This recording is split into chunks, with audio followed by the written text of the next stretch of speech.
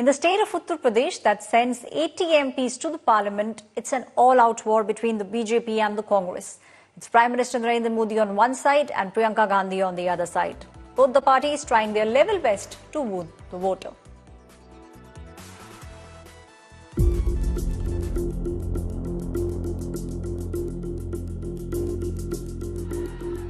As the election fever grips the nation, the political battle between the BJP and Congress intensifies.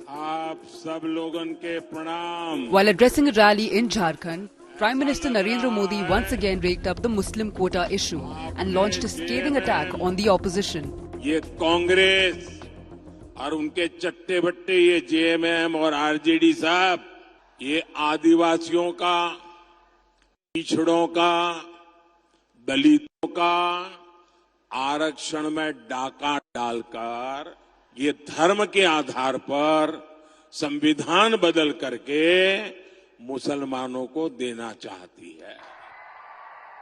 Earlier, he had targeted Rahul Gandhi for not contesting elections from Amethi.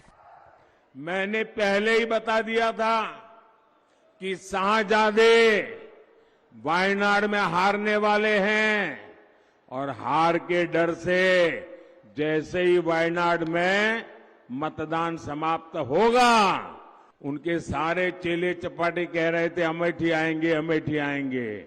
लेकिन अमेठी से भी इतना डर गए, इतने डर गए, वहां से भागकर अब रायबरेली में खोज रहे हैं रास्ता.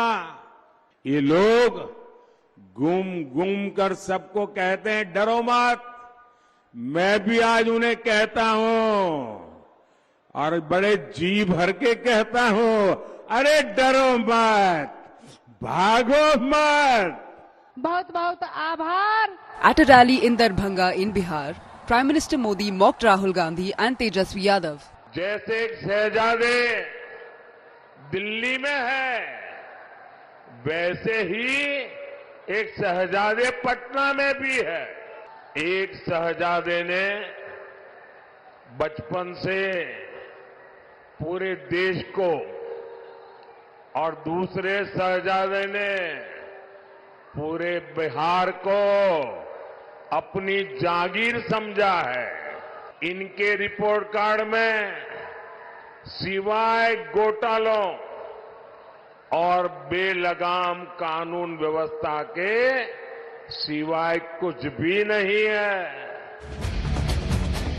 Congress General Secretary Priyanka Gandhi Vadra responded to Prime Minister Modi's Shahzada drive while campaigning in Gujarat. वो मेरे भाई को शहजादा बोलते हैं. ये शहजादे 4000 किलोमीटर पैदल चले हैं.